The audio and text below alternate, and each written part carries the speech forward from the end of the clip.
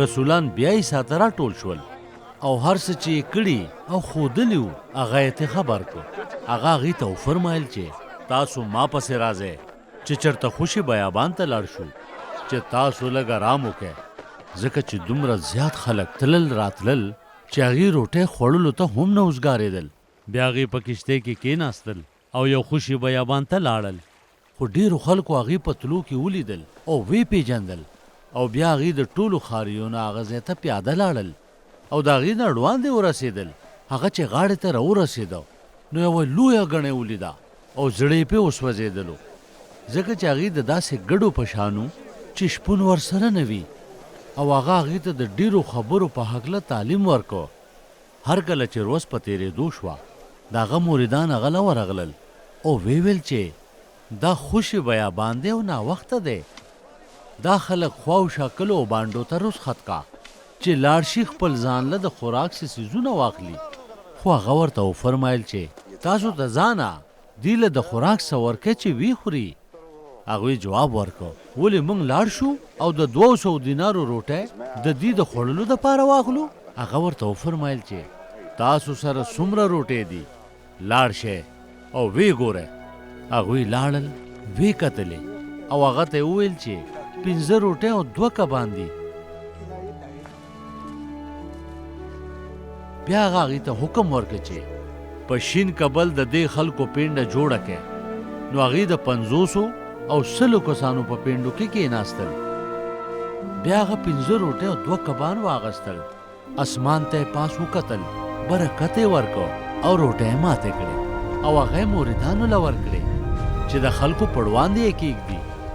او هغه هماغه 2 کبان په هغې ټولو تقسیم کړل. هغې ټولو ښه په مړه ګېډه خوراک وکړو او مریدانو د پاتې شوو روټو او کبانو نه 12 ډکې ټوکرۍ راټولې کړې. نو دا روټۍ څه 15,000 سړو وخوړله.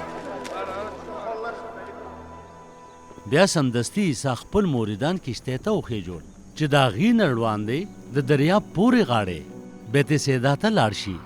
نو چې هغه په خپله د خلکو ګڼه رخصت کړي چې هغې یې رخصت کړل. نو په خپله غره ته وختلو چې دعا وکړي.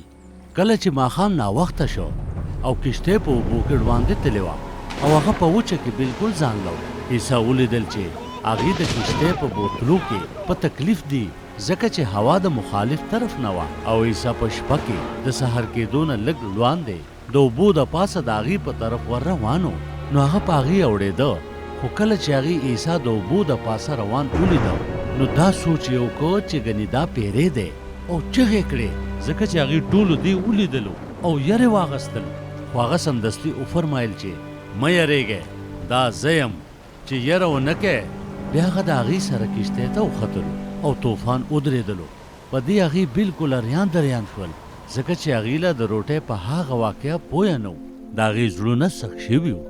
کله چې هغې پورې غاړې ته ورسېدل نو هغې د ګنسرت علاقې ته راغلل او هلته یې کښتۍ په ګودر وتړله.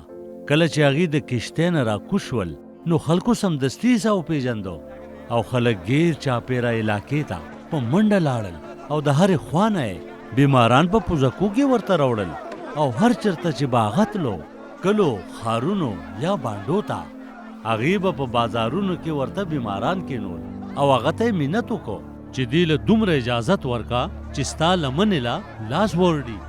او هر چا چې لاس ورړو هغه بلکل روغ شول.